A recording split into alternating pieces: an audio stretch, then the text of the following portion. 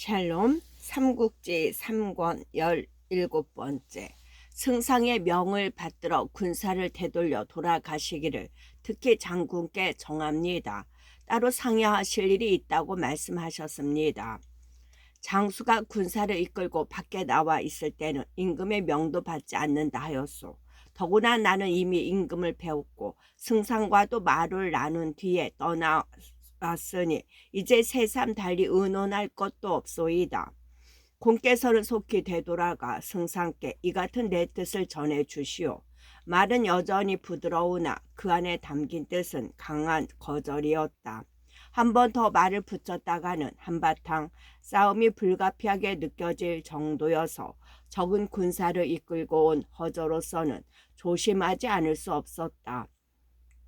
허저는 마음속으로 가만히 헤아려 보았다. 승상께서는 저 사람과 교분이 두터울 뿐만 아니라 이번에 내가 받은 명도 그와 싸움을 해가면서까지 끌고 오라는 것은 아니었다. 다만 말로 저 사람을 되돌아오게 하라는 것이니 이제 이렇게 나오는 이상 그대로 돌아가 저 사람의 말이나 빨리 전하는 게 좋겠다. 힘으로라도 저 사람을 되돌릴 작정이셨다면 어찌 내게 500의 군사만 주셨겠는가. 그렇게 마음이 정해지자 허저는 그대로 유비의 말을 따르기로 작정했다. 알겠습니다. 승상께 그대로 전해 올리겠습니다. 허저는 그 말과 함께 말 위에 오르더니 군사들을 이끌고 오던 길을 되짚어 돌아갔다. 이것 보십시오. 유비가 순순히 군사를 되돌리지 않는 것만으로도 그 마음이 변한 걸 알 수 있지 않겠습니까? 허저가 돌아가 조조에게 유비가 한 말을 전하자 정욱과 곽가가 곁에서 그렇게 입을 모았다. 그러나 조조는 아직도 유비가 자신의 소나기를 벗어난 걸 믿고 싶지 않은 모양이었다. 그래도 내게는 주령과 노수가 있어. 그들이 곁에 함께 붙어 있으니 현덕은 감히 마음이 변할 수 없을 것이요. 더구나 내가 이미 보내놓고 어찌 다시 불러들인단 말이요. 그러고는 다시 유비를 뒤쫓으려 하지 않았다. 유비가 이미 도성을 떠났다는 말을 듣자 동승과 함께 조조를 죽이려는 음모에 가담한 나머지 사람들은 적지 않은 기세가 상했다. 그 중에도 마등은 자기의 근거지인 서량이 급하다는 정갈이 오기 바쁘게 군사를 이끌고 그리도 돌아가 버렸다. 원가도 중원을 향하고 허도를 벗어난 유비의 군사는 며칠 안 돼 서주에 이르렀다. 자사로 있던 차주가 멀리까지 나와 유비를 맞아들였다.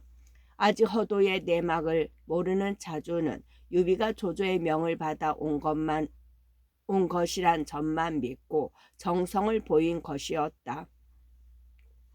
유비를 대접하는 잔치가 끝나자 미축과 손건이 전에 유비를 다루던 이들과 함께 보러 왔다. 유비는 오랜만에 집으로 돌아가 늙고 젊은 가솔들과 지내는 한편 사람을 뽑아 원술의 움직임을 살펴보게 했다. 오래자나 조조의 부중에서 만총에게 들은 말을 뒷받침하는 소식이 들어왔다. 원술은 지나치게 사치가 심해 장수인 뇌박과 진란이 그를 버리고 승산으로 숨는 등 세력이 많이 줄었습니다. 홀로 지탱할 수 없게 된 원술은 할 수 없이 종영 원소에게 글을 보내 제호를 바치겠다 하니 원소도 그를 받아들이겠다 했습니다. 이에 입말을 수습하고 황제 노릇할 때의 어용지물을 챙긴 뒤 원소에게 가기 위해 서주로 오고 있다고 합니다. 그 같은 소식을 들은 유비는 곧 중도에서 원수를 치기 위해 군사를 움직였다. 관우와 장비 외에 주령, 노소 등 조조가 딸려 보낸 장소들과 5만 군사를 몰아 원술이 지날 길목에 진을 치고 기다리기로 했다. 오래자나 원술의 선봉 기령의 대군을 이끌고 그곳에 이르렀다. 오랜 싸움에 굶주려 온몸이 근질거리던 장비가 나는 듯 말을 달려나갔더니 한마디 수작도 건네보지 않고 똑바로 기령에게 덤벼들었다. 기령 또한 원술의 상장이라 걸어오는 싸움을 피하지 않았다. 한동안 둘의 싸움은 제법 볼만하게 어우러졌다. 그러나 이미 몰락해가는 주인을 둔 탓인지 기령은 끝내 장수의 적수가 되지 못했다. 미처 10합을 넘기지 못하고 한 소리 외침과 함께 내지르는 장비의 창에 찔려 말 아래로 떨어졌다. 대장이 그 모양으로 죽자 원술의 선봉군은 허물어지고 군사들은 흩어져 도망치기 시작했다. 이때 다행히 원술이 스스로 대군을 이끌고 나타나 싸움은 크게 어우러지게 되었다. 유비는 군사를 세 갈래로 나누었다. 주령과 노소는 왼쪽에 있게 하고 장비와 관우는 오른편을 맡게 한 뒤 스스로는 중군이 되어 마주쳐 갔다. 저만치 원술이 문기 아래 서 있는 걸 보자 유비가 큰 소리로 꾸짖었다. 너는 나라에 반역했을 뿐만 아니라 사람의 도리조차 어긴 놈이다. 나는 지금 밝으신 조서를 받들어 너를 치러 왔다. 마땅히 두 손을 묶어 항복한다면 지난죄는 면할 수도 있으리라. 원술도 가만히 있지 않았다. 한껏 소리 높여 유비에게 욕설을 퍼부었다. 너는 본시 돗자리나 짜고 집신이나 삼던 하찮은 무력건을 어찌 감히 나를 그토록 가볍게 여기느냐. 네 놈을 사로잡아 그 버릇없는 혀를 잘라 놓으리라. 그러고는 그대로 군사를 몰아 덤벼들었다. 유비는 잠시 그 기세에 못 이긴 척 군사를 물렸다. 그걸 알 리 없는 원술의 대군이 유비의 진채 깊숙이 밀려들자 홀연 좌우에서 군사가 일었다. 왼쪽에서 쏟아지는 것은 주령과 노수의 군사요. 오른쪽에서 밀고 드는 것은 관우와 장비의 군사들이었다. 원술은 당황했다. 그때 다시 도망치던 유비가 되돌아서서 치고 나오자 더 견뎌낼 재간이 없었다. 눈사태 뭉그러지듯 무너지니 곧 들판은 원술의 군사들이 남긴 시체로 덮이고 흐르는 피는 내를 잃을 지경이었다. 간신히 목숨을 건져 달아났으나 원술의 비호는 거기서 그치지 않았다. 제 주인을 믿지 못하게 된 사졸들은 저마다 살 길을 찾아 흩어지고 그 위에 승산으로 달아났던 옛 장수 뇌박과 질란이 나타나 곡식과 돈까지 앗아가 버렸다. 원술은 할 수 없이 원래의 근거지인 수춘성으로 돌아가려 했으나 그나마저도 쉽지 않았다. 곳곳에서 도적대가 벌떼처럼 일어 덤벼드니 돌아갈 길이 없었다. 겨우 강정이랑 군벽한 곳으로 쫓겨들어 진채를 내렸다. 그때 남은 군사는 천명남짓, 그나마도 모두 늙고 힘없는 자들이었다. 때는 한창 더운 철인데 양식은 다하여 남은 것은 다만 밀설은 가마였다. 그것이나마 군사들에게 모두 나누어 주어 버리자 거느린 가솔들은 먹을 것이 없어 굶어 죽는 자가 많았다. 한때 황제를 칭하던 원술의 가솔이 겪는 것 치고는 너무도 비참한 정경이었다. 원술도 고생하기는 마찬가지였다. 끼니라고 내오는 것이 잡곡밥이니 그때껏 호사스럽게 지내던 그의 목구멍에 넘어갈 리가 없었다. 수저를 드는 둥 마는 둥 하고 주방일을 맡은 자에게 꿀물을 가져오게 했다. 답답한 속 때문에 생긴 갈증이라도 달래보려는 뜻에서였다. 꿀물이 어디 있소? 있다면 핏물이나 있을까? 주방일 맡은 자가 퉁명스레 대꾸했다. 다 망하여 쫓기는 주제에 딴에는 애써 장만한 음식을 거칠다 하여 내치고 없는 꿀물을 찾는데 부하도 났거니와 이제는 더 참을 기분도 아니었다. 주방일 맡은 자의 그 불축한 대거리에 원술은 억눌러 온 심화가 일시에 터졌다. 네 이놈! 평상에서 벌떡 몸을 일으키며 크게 호청을 치다. 그대로 땅바닥으로 굴러 떨어지더니 피를 한 마리나 토하고 죽어버렸다. 때는 건안 4년 6월이었다. 원술에 대해 정사 삼국지의 저자인 진수는 이런 평을 하고 있다. 원술은 사치하고 음란하며 방탕하여 그 끝이 좋지 못했으니 그는 모두 스스로가 불러들인 화이다. 거기 비해 주를 단 배송지의 병은 훨씬 심하다. 사치하고 음란하여 그 끝이 좋지 못했다는 것만으로는 원술의 큰 악을 보여주기에 넉넉하지 못하다. 어쨌든 연희와 정사에 잦은 상위에도 불구하고 원술에 대한 인물평만은 일치하는 것으로 보아 그야말로 사람과 귀신의 미움을 함께 받은 모양이었다. 원술이 죽자 그 조카 원유는 원술의 시신과 그 저자를 이끌고 여강태수 유훈에게 의지해 갔다. 그때 서구란 자가 있어 무리를 이끌고 도중에 그들을 습격했다. 변면한 군사 몇 조차 날리지 못한 원술의 유족들을 마음껏 죽인 뒤에 옥새를 빼앗아 허도의 조조에게 바쳤다. 조조는 크게 기뻐하며 서구에서 고령태수 벼슬을 내리고 옥새를 거두니 그때부터 전국의 옥새는 조조의 손에 들어갔다. 한편 간신히 서구의 손을 벗어난 원술의 딸과 아들 요는 여강태수 유훈에게 갔으나 곧 손책이 보낸 군사에게 유훈이 패하자 손책에게 항복해 버렸다. 손책은 원술의 딸을 후궁으로 받아들이고 원술의 아들 요에게는 낭중 벼슬을 주어 강동에 살게 했다. 뒷날 송권은 원유의 딸을 자신의 아들 손분의 배필로 삼기까지 했으나 지하에 든 원술로 보면 한 가지로 굴욕적인 자손들의 몰락이었다. 원술이 죽었다는 소식은 유비의 귀에도 들어갔다. 유비는 그 소식을 조정에 상주함과 아울러 조조가 딸려 보낸 주령과 노소를 따돌리기로 하고 글 한 통을 낚아주며 둘에게 말했다. 이미 원술이 죽었으니 두 분 장군께서는 허도로 돌아가 승상께 이 글을 올려주시오. 나는 서주가 서술하니 그곳에 남아 지키겠소. 조조와 유비의 미묘한 관계를 잘 알지 못하는 주령과 노소로서는 굳이 유비의 말을 거슬려고 하며 남을 이유가 없었다. 그날로 약간의 졸개들만 데리고 허도로 돌아갔다. 그래도 주령과 노소에게 한가닥 기대를 걸고 있던 조조는 그 둘이 편지 한 통만 들고 덜렁 허도로 돌아오자 몹시 노했다.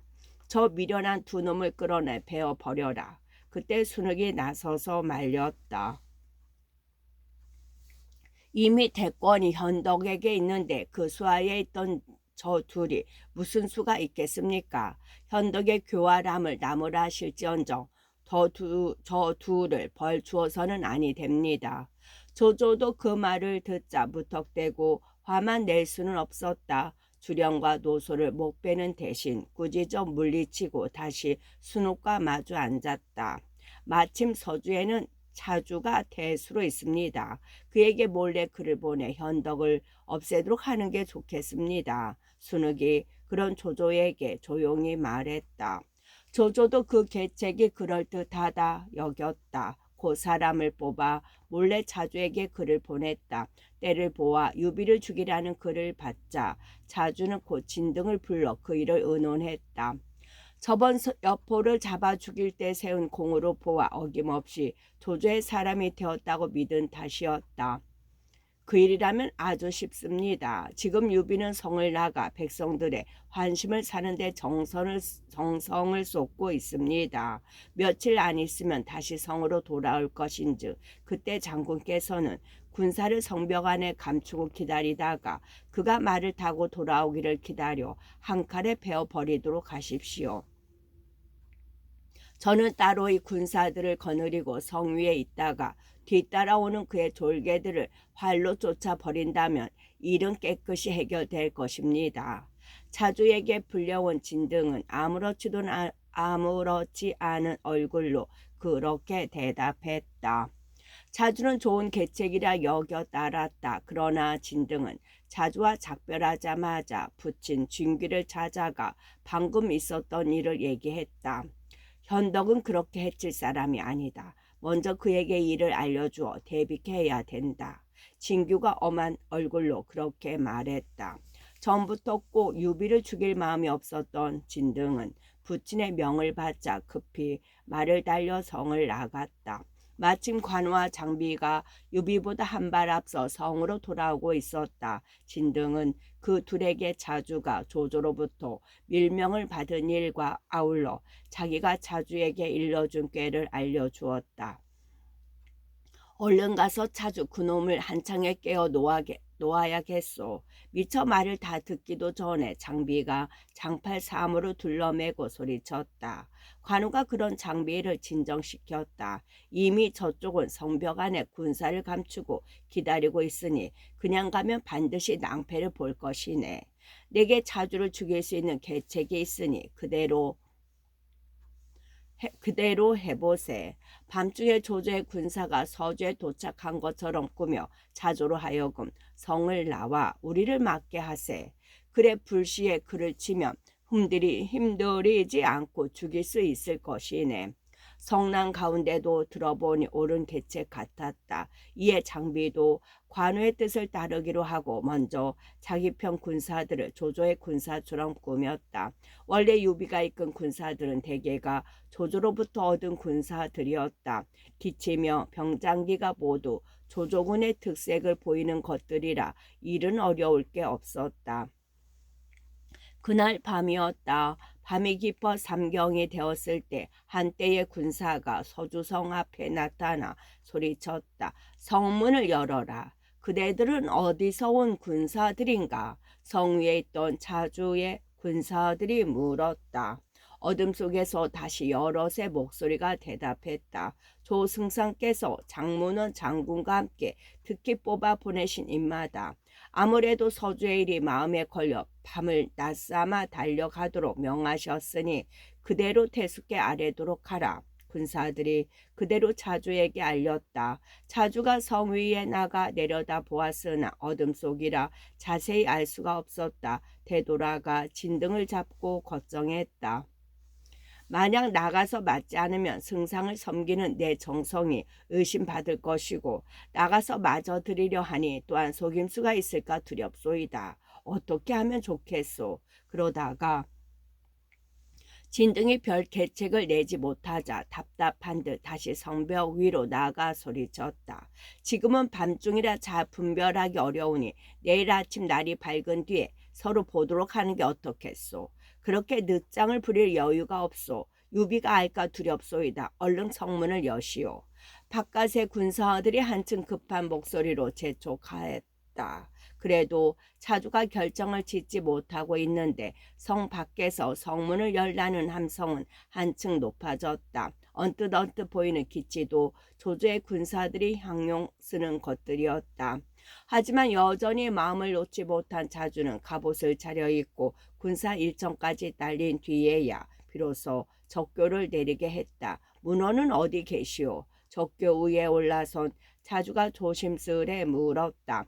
그때 횃불 아래서 관우가 정령도를 휘두르며 똑바로 말을 달려오는 모습이 비쳤다. 이 하찮은 거사, 어찌 감히 속임수로 우리 형님을 죽이려 했느냐. 별력 같은 고통과 함께 달려드는 관운장을 보자 자주는 몹시 놀랐다. 손발이 떨려 몇 합 겨루어 보지도 못하고 말머리를 돌려 달아나려 했다. 그러나 적교를 건너려 해도 진등이 성벽 위에서 화살을 쏘아붙여 건널 수가 없었다. 자주는 할 수 없이 성벽을 끼고 달아나기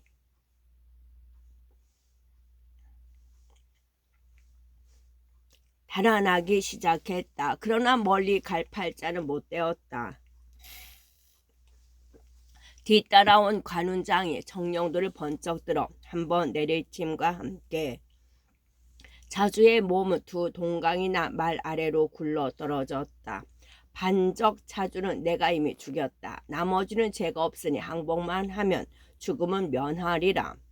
관운장이 자주의 목을 베어들고 우레와 같은 목소리로 외쳤다. 그러자 서주를 지키던 자주의 군사들은 모조리 창칼을 거꾸로 잡고 관우와 장비에게 항복해 버렸다. 백성들도 아울러 유비에게로 돌아서니 성하는 곧 병원을 되찾았다. 관우는 뒤늦게 성 안으로 들어온 유비에게 자주의 목을 바침과 함께 그동안의 일을 알렸다. 유비가 깜짝 놀라며 말했다. 큰일 날 짓을 했네. 자기가 믿고 서주를 맡긴 차주를 함부로 죽였으니 어찌 가만히 있겠나. 만약 조조가 대군을 이끌고 온다면 어쩔 셈인가. 아우와 장비가 나가 맞겠습니다.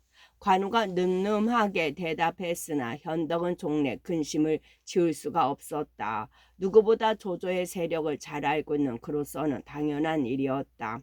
유비가 성 안으로 들어서니 늙고 젊은 백성들이 길에 엎드려 유비를 맞이했다. 그들을 일일이 위로하고 태수의 부중으로 돌아간 유비는 곧 장비를 찾았다. 그때 이비 장비는 차주의 일가 노소를 모조리 죽이고 돌아온 뒤였다. 딴에는 후한을 없앤다고 한 짓이지만 그 참혹한 일에 유비도 드디어 성을 내어 꾸짖었다. 조조가 아끼고 믿는 사람들을 모조리 죽여놓고도 어찌 성하기를 바라겠느냐. 너무 끔찍하구나. 그러고는 더욱 큰 근심에 빠져들었다. 보고 있던 진등이 딱했던지 한 가지 빠져나갈 길을 알려주었다. 지금 조조가 두려워하는 것은 원소입니다. 원소는 기주, 청주, 병주, 유주 네 고를 호랑이 굴로 삼아 조조에게 맞서고 있는 바 갑병이 100만이요. 그를 섬기는 문무의 인재도 매우 많습니다. 이 같은 때에 어찌 그에게 사람을 보내 구함을 청해보지 않으십니까? 원수와 나는 예전에 한번 만났을 뿐 그동안 내왕이 거의 없었소이다. 거기다가 이번에 다시 그의 아우 원수를 쳐 없앴는데 어찌 나를 도우려 나서겠소. 유비가 맥없이 반문했다. 원소와 원술은 원래 반목했으나 적어도 근래에는 화해가 성립되어 있었다. 그러나 진등은 조금도 걱정하지 않았다. 이곳에 원소와 3대에 걸쳐 교본을 두고 지내는 사람이 있습니다. 만일 그의 글 한 조각을 얻어낼 수만 있다면 원소는 반드시 달려와 장군을 도울 것입니다. 그게 누구요? 그 사람은 장군께서도 평소 존숭의 예절로 깎듯이 모신 분입니다. 그런 분을 어찌 잊고 계십니까? 그러자 유비도 비로소 깨달은 듯 소리쳤다. 그렇다면 정강성 선생을 말하는 것이요. 그렇습니다. 유비의 물음에 진등이 빙긋이 웃으며 그렇게 대답했다.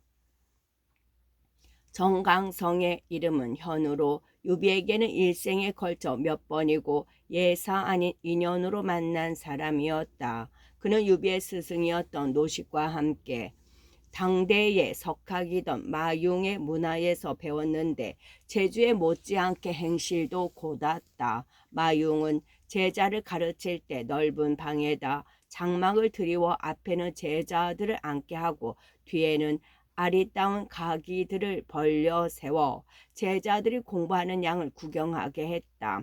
학문 못지않게 학문하는 자세의 단련에도 뜻을 둔 배치였다.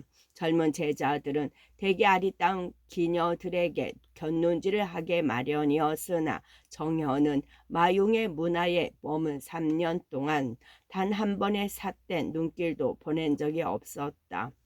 마용도 그런 정현을 심히 아껴 힘써 가르쳤고 배움을 마치고 돌아갈 때는 감탄하여 말했다.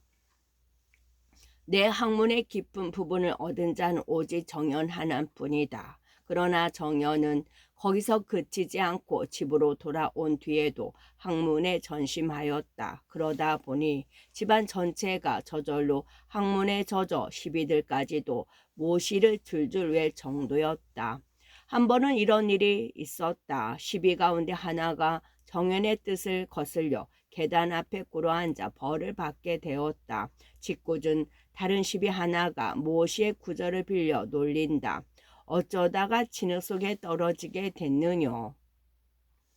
한 말씀 드리려다 노여움을 다시라네. 벌을 받고 있던 시비도 같이 모시의 한 구절로 응수했다. 집안의 풍류와 아취가 대개 그 정도였다. 환제 때 벼슬길에 오른 정현은 상서에 이르렀으나 십상시에 난 때 벼슬을 버리고 조야로 돌아와 서주에 자리를 잡았다. 유비는 탁군에 있을 때 스승 노식으로부터 그에게 배울 수 있도록 추천장까지 받은 적이 있었다. 상산의 나무꾼 늙은이를 만나 생각을 바꾸고 찾아가지는 않았지만 그 인연은 나중에 유비가 서주목이 되었을 때 기어이 맺어졌다. 나이가 들수록 학문의 귀함을 깨닫게 되어 뒤늦게나마 정연을 찾아 가르침을 정함으로써였다. 여포의 배신으로 비록 오래도록 배울 수는 없었으나 유비가 정연을 스승으로 섬기는 정은 유별난데가 있었다.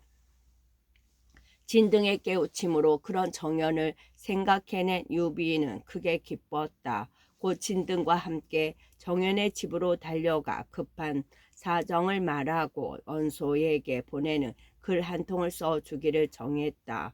제자로서보다는 헝클어진 전하를 풀어나갈 인재로서의 기대에 마땅한 글이었다. 그대는 이 글을 품고 밤을 낮삼아 달려 원소에게 전하도록 하라. 정연의 글을 받아댄 유비는 돌아오자마자 손권을 불러 그렇게 일렀다. 주인의 공궁을 짐작하고 안타까워하던 손권은 나는 듯 말을 달려 기주로 갔다. 현덕은 내 아우를 공격해 죽게 했으니 원래대로라면 돕는다는 것은 당치 않다.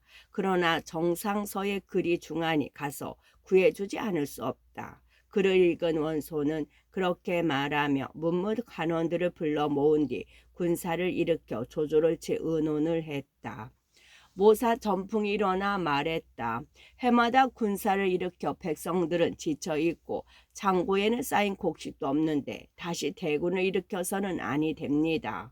먼저 사람을 보내 전작께 공소찬을 이긴 첩보를 올리고 허도의 태도를 살피십시오. 전자와 조정이 우리에게 마음이 기울어지기를 기다려 보다가 정이 뜻대로 되지 않을 때는 다시 표문을 올려 조조가 우리와 전자 사이를 이간시킨 죄를 묻고 군사를 일으키시면 됩니다. 먼저 군사를 여양 땅에 둔 채 방비를 굳게 하신 뒤 한해에서는 배와 노를 더 만들게 하시고 싸움에 필요한 군기도 말끔히 수선하시어 내실부터 기하도로 가십시오. 그런 다음 군사를 내시되 정면으로 싸우는 것이 아니라 정병을 갈라 조조와의 변방을 여전히 굳게 지키기만 한다면 3년 이내에 대사는 판가름이 날 것입니다. 말하자면 정면 대결을 피하고 굳게 지킴으로써 싸움을 유리하게 이끌자는 주장이었다. 모사 신배가 당장 반대하고 나섰다. 그렇지 않소이다. 우리 명공의 신무하심으로 하삭의 강성함을 어루만져 군사를 일으키신다면 조조를 치는 것은 손바닥을 뒤집는 것처럼이나 쉬운 일이요. 무슨 까닭으로 쓸데없이 세월을 끌어간단 말씀이요. 하지만 다른 모사 저수는 생각이 전풍과 비슷했다. 신배의 혈기찬 말에 은근히 퉁을 주듯 맞섰다. 싸움에 이기는 길이 반드시 강성함에 달린 것이 아닐 것이외다. 저쪽은 이미 조조의 법령이 자리 잡았고 그 군사도 날래고 단련되어 있으니 공손창과는 다릅니다. 가만히 앉아서 공궁에 빠지지는 않을 것이요. 이제 전풍의 훌륭한 계책을 버리고 명분 없는 군사를 일으키는 것은 명공께서 취하실 만한 계책이 못 됩니다. 그런 저수의 말을 또 한 사람의 중요한 모사 곽도가 반대하고 나섰다. 아니 왜다. 조조를 향해 일으키는 군사가 어찌 명분이 없단 말씀이요. 명공께서는 바로 지금이 일찌감치 대사를 정해 두어야 할 때외다. 바라건대 정상서의 글에 따라 유비와 함께 대의로 조조를 치도록 하십시오. 이는 위로 하늘의 뜻을 따르고 아래로는 백성들의 바람에도 맞는 일입니다. 악기는 모사 넷이 두 패로 갈라져 각기 자기들의 계책이 옳음을 주장하니 원소도 선뜻 마음을 정할 수가 없었다. 그러다가 뒤늦게 불려온 허유와 순심이 방으로 들어서는 걸 보고 원소가 말했다. 이 두 사람도 보고 들은 게 많은 선비요. 이들의 주장이 어떠한지도 한번 들어봅시다. 그런 다음 두 사람이 예를 다하기 무섭게 물었다. 정상서가 그를 보내기를 나더러 군사를 일으켜 조를 치라는구려. 그대로 군사를 일으키는 것이 옳겠소. 군사를 일으키지 않는 편이 옳겠소. 그러자 두 사람은 목소리를 함께하여 대답했다. 명공께서는 많음으로써 적음을 꺾고 강해진 뒤에 약함을 공격하셨습니다. 왕실을 받들고자 한나라의 역적을 치는 것은 또한 같습니다. 마땅히 군사를 일으키셔야 합니다. 그들의 말에 원소도 드디어 마음을 정한 듯했다. 몸을 일으켜 탁자를 치며 소리쳤다.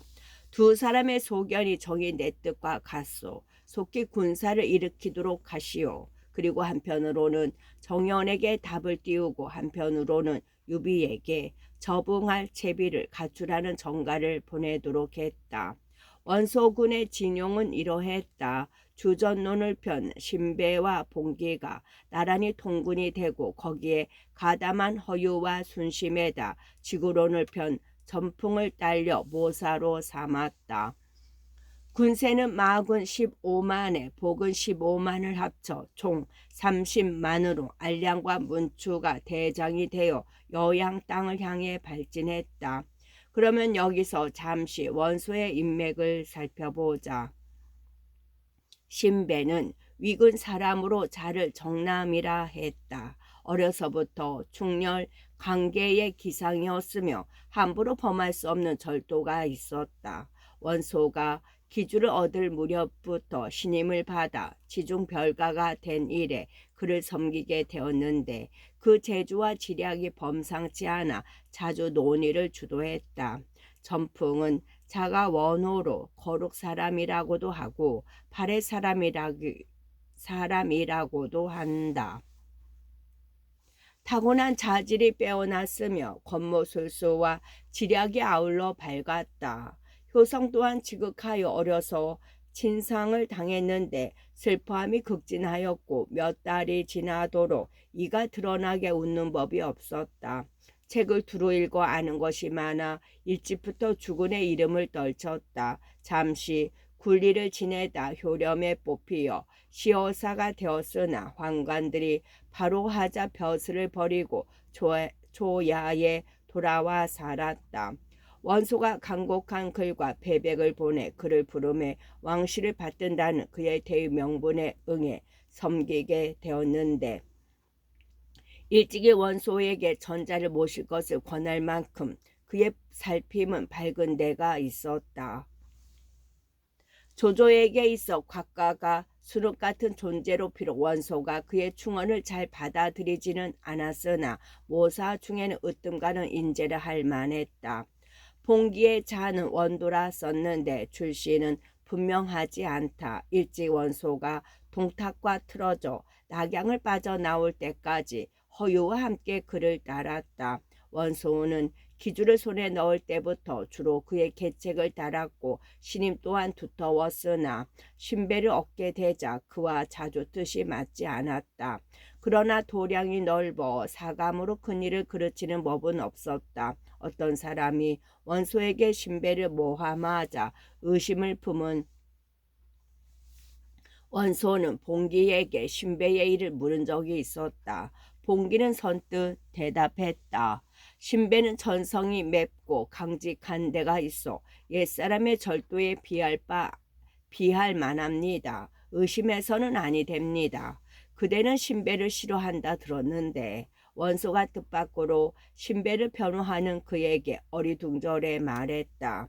그러자 봉기가 엄숙히 대답했다.